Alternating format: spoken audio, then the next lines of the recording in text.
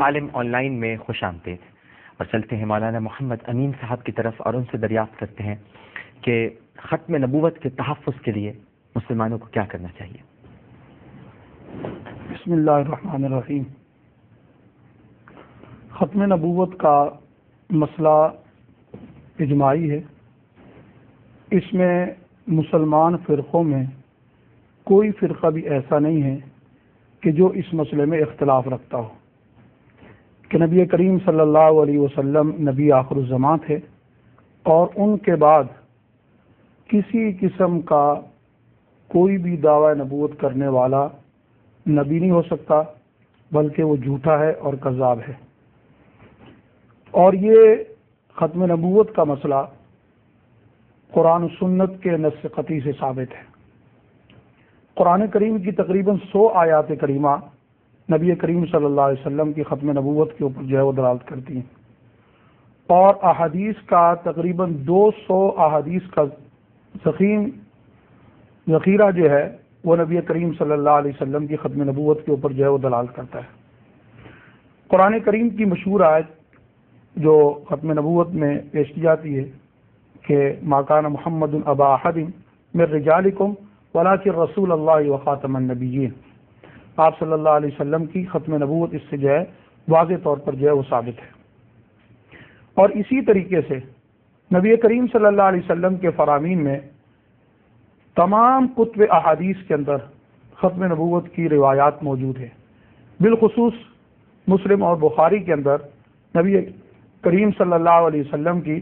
ختم نبوت کے متعلق واضح فرامین جو ہے موجود ہیں۔ جیسے مسلم اور بخاری ہی کی روایت ہے کہ نبی کریم صلی اللہ علیہ وسلم نے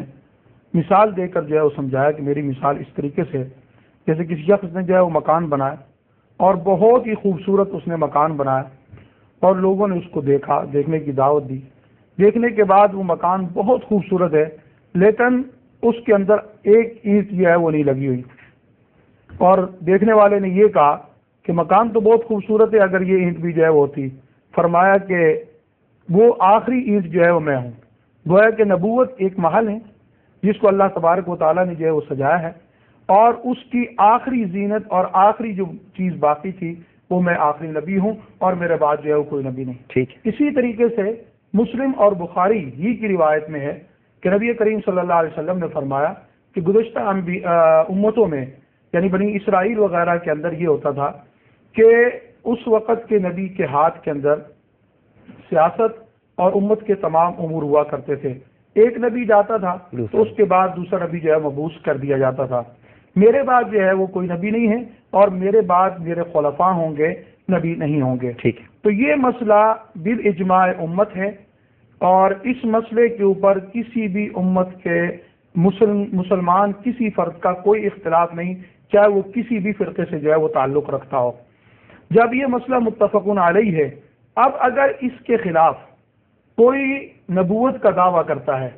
چاہے اس کا دعوی نبوت جو ہے وہ ذلی ہو، بروزی ہو، چاہے وہ صراحتاً اس کا دعویٰ کرے، جیسے کہ قادیانیوں کے تینوں فرقے جو ہیں مختلف قسم کے جو ہے وہ غلام احمد قادیانی کے متعلق جو ہے وہ اپنے عقائد جو ہے رکھتے ہیں، بعض صراحتاً اسے جو ہے وہ نبی مانتے ہیں، اور لا الہ الا اللہ محمد رسول اللہ کا جو کلمہ ہے اس کی آخری جز کو منسوخ مان کے نبی جو ہے مرزا غلام احمد قادیانی کو جو ہے وہ مانتے ہیں۔ اور دوسرا فرقہ یہ ہے کہ اس کو ذلی اور بروزی جو ہے وہ نبی مانتا ہے۔ ذلی اور بروزی اصل میں یہ عقیدہ جو ہے، چونکہ ہندوستان میں رہنا یہ قادیانی، تو ہندوؤں کے اندر ایک ارگون کا عقیدہ ہے کہ روحیں جو ہے وہ لوٹ کر آتی ہیں، پلٹ کر آتی ہیں، اور وہ تماثل جو ہے وہ بدلتے رہتے ہیں۔ تو وہ یہ کہتے ہیں کہ اسی طریقے سے نبی کریم صلی اللہ علیہ وسلم کی روح جو ہے وہ دنیا کے اندر لوٹ کر آئی ہے، اور ان کی ذلی اور بروزی جو ہے وہ نبوت جو ہے وہ مجھے جو ہے وہ دی گئی ہے۔ تو جو بھی اس قسم کی، چاہے وہ صراحتاً نبوت کا دعویٰ کرے یا یہ ہے کہ وہ ذلی طور پر نبوت کا دعویٰ کرے، بالاتفاق امت جو ہے وہ کافر ہے۔ ٹھیک، بالکل۔ اور یہاں تک کہ فتاوی عالمگیری کے اندر یہ بات لکھی گئی ہے کہ اگر کوئی شخص اپنے آپ کو رسول کہے، اور رسول کے دیکھو ایک تو معنی ہے کہ جو اللہ کی جانب سے فرستادہ نبی ہوتا ہے، اور عربی کے اندر رسول اس کو بھی کہا جاتا ہے کہ جو کسی کا پیغام لے کر جو ہے وہ دوسرے کے پاس جو ہے وہ جائے. تو اگر کوئی شخص اپنے آپ کو رسول کہے اور جب اس سے وضاحت مانگی جائے تو وہ یہ کہے کہ میری مراد یہ نہیں ہے کہ میں اللہ کا نبی یا رسول ہوں، بلکہ میرا مقصد کہنے کا تو یہ ہے کہ میں ایک پیغام دینے والا جو ہے وہ آدمی ہوں، تو اس کو بھی فتاوی عالمگیری کے اندر کافر کہا گیا ہے.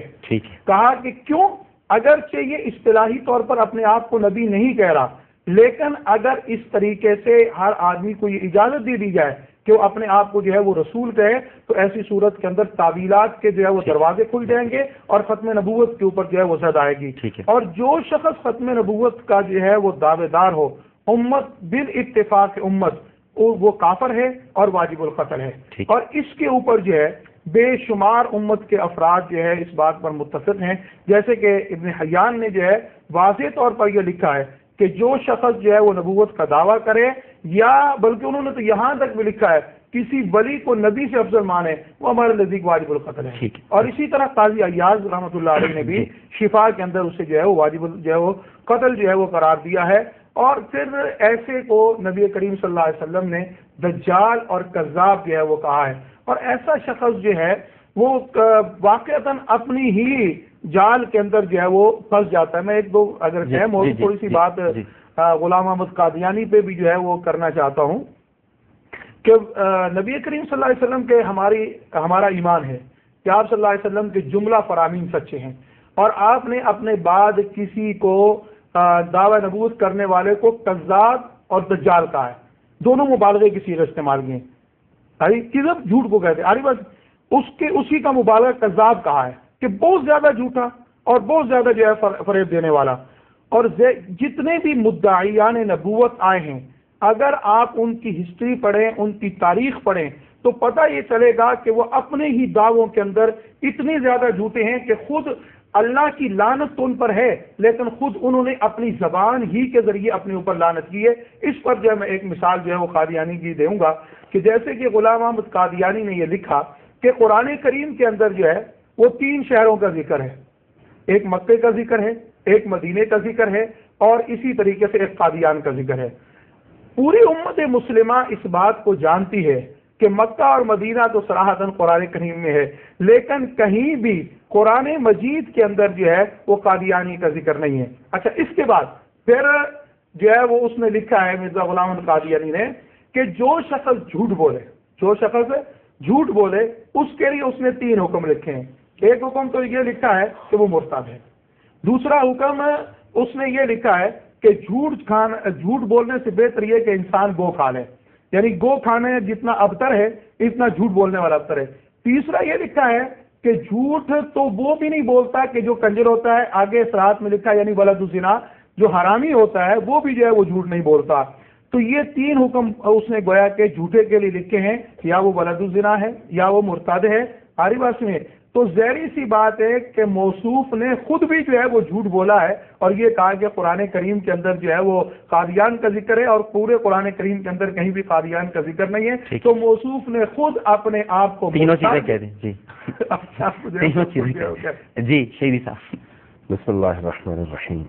یہ جو ختم النبوت کا مسئلہ ہے، تاریخی اعتبار سے اگر دیکھیں تو نبی کریم کی رسالت مآب کی رحلت کے بعد بہت سارے مدعیان نبوت پیدا ہوئے، لیکن اپنی موت آپ مر گئے. آج کے دور میں تھوڑی سی صورتحال بدلی ہوئی ہے. آج اصل میں مسلمانوں کی قوت کو کمزور کرنے کے لیے، مسلمانوں کی اس وحدت کو توڑنے کے لیے، مسلمانوں کے اندر جو امت کا تصور ہے اس تصور کو توڑ کر انہیں مختلف قسم کے پریشان کن افکار میں گرفتار کرنے کے لیے مغرب نے بہت سوچا، اور سوچنے کے بعد کچھ علاقوں کا انتخاب کیا. اس انتخاب کے بعد وہاں پر پورا سرمایہ لگایا، ایسے افراد کو ڈھونڈا جن کے ذریعے سے اس علاقے میں بسنے والوں کے عقائد اور ان کے دینی مقدسات کو نشانہ بنایا جا سکے، اور اس طرح سے انہیں آپس میں دست بگریمہ کیا جا سکے. قادیانیوں کا جہاں تک تعلق ہے، جس طرح سے ایران میں ہوا، محمد علی باب کو اٹھایا گیا، اسی طرح سے بعض اور علاقوں میں، تو برصغیر میں کیونکہ یہاں پر مسلمان جذباتی ہیں اور دین سے ان کی اٹیچمنٹ معقولیت سے زیادہ جو ہے جذباتیت کی حد تک موجود ہے، اس لیے اس کا استحصال کرنے کے لیے ایسے فرد کو اٹھایا گیا جو ان کا اپنا گماشتہ تھا، ان سے پیسے لیتا تھا اور مسلمانوں کے اندر اختلاف کا بیج اس نے بویا۔ بہرحال یہ عقیدے سے زیادہ سیاسی مسئلہ میں اس کو سمجھتا ہوں، چونکہ عقیدتی حوالے سے تو جب جیسے مولانا نے فرمایا کہ خاتم النبیین جب آپ کہتے ہیں تو خاتم اصل میں انگوٹھی کو کہا جاتا ہے، اور پرانے زمانوں میں جو خطوط لکھے جاتے تھے حکمرانوں کی طرف سے اس کے اوپر انگوٹھی کی مہر لگتی تھی۔ خاتم النبیین کو خاتم اسی لیے کہا گیا کہ نبوت کے آخری سردار نبی کریم ہیں اور تمام تر فضائل کا مرقع اور مجموعہ ہے، اور ان کے بعد یہ باب بند ہو چکا ہے اور مہر لگ چکی ہے۔ اب جو بھی اس طرح کا کوئی دعویٰ کرے گا وہ کذاب بھی ہے اور واجب القتل بھی ہے تمام امت مسلمہ کے مستند علماء کی نظر میں۔ اس میں کوئی بحث اور کوئی گفتگو کی گنجائش ہے ہی نہیں کہ آپ اس میں عقیدتی بحث کریں کہ کیسے ہو سکتا ہے اور کیسے نہیں ہو سکتا۔ یہ ایک بالکل صراحتاً ایسی بات ہے جس پر سب نے مہر لگائی ہے، لیکن ہے یہ مسئلہ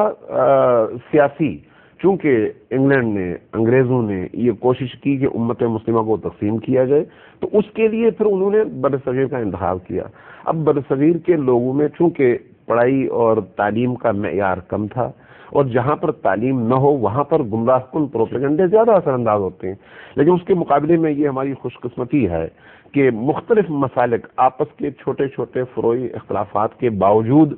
سب نے اس بنیادی ترین مسئلے پر توجہ دی، اس لیے کہ جب ختم الرسل اور ختم نبوت کے مسئلے کو متنازع بنا دیا جائے تو پھر اسلام کی جڑیں ہل جاتی ہیں، اس لیے کہ اسلام قائم ہی